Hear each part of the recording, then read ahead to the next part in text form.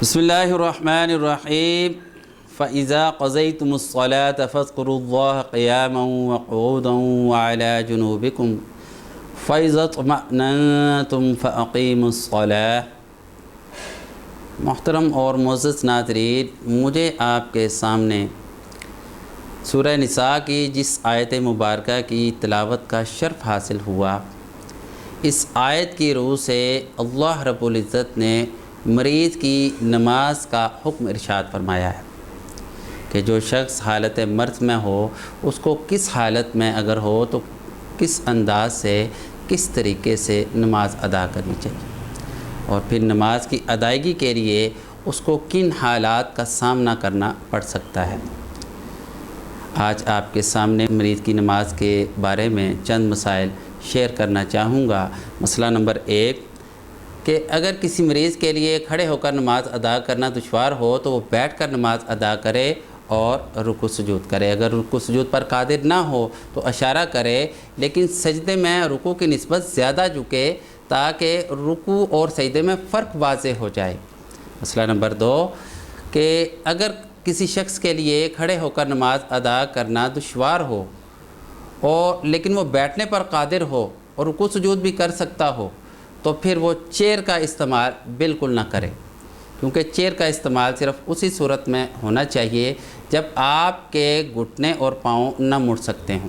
یعنی چیئر کا آپشن دوسرا نہیں ہونا چاہیے۔ بیٹھ کر نماز ادا کرنا سنت ہے اور تاکہ آپ رکوع سجود بھی کر سکیں۔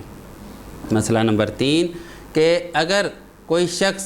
سر کے اشارے سے نماز ادا نہ کر سکتا ہو تو نماز ملتوی کر دے، آنکھ کے ابرو اور دل کے اشارے سے نماز ادا نہ کرے۔ مسئلہ نمبر 4 اگر کوئی شخص کھڑا ہونے پر قادر ہے لیکن رکوع سجود نہیں کر سکتا تو پھر وہ بیٹھ کر نماز ادا کرے اور اشارے سے رکوع سجود کرے۔ مسئلہ نمبر 5 اپنے چہرے کی طرف کوئی بھی چیز اٹھا کر اس پر سجدہ نہیں کرنا چاہیے۔ بیٹھنے پر اگر قادر نہ ہوں تو پاؤں قبلہ رخ کر کے چت لیٹ جائیں اور اشارے سے رکوع سجود کریں، اور اگر پہلو کے بل لیٹیں اور قبلہ رخ ہو اور اشارے سے رکوع سجود کر رہے ہوں تو یہ بھی جائز ہے۔ مسئلہ نمبر 6 اگر کسی شخص نے نماز کا کچھ حصہ بحالت صحت ادا کیا ہو اور پھر نماز کے دوران ہی کوئی مرض رونما ہو جائے تو پھر وہ بیٹھ کر نماز ادا کرے اور رکوع سجود کرے۔ اگر رکوع سجود پر قادر نہ ہو تو اشارہ کرے، اگر وہ بیٹھ بھی نہیں سکتا ہو تو پھر لیٹ کر نماز ادا کرے۔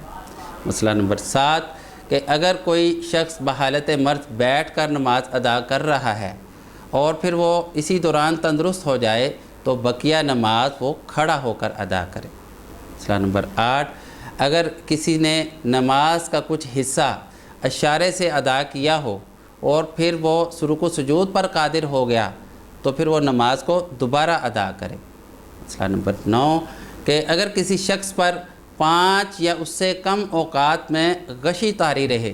تو ان نمازوں کی قضا ضروری ہے۔ اگر غشی کی بنا پر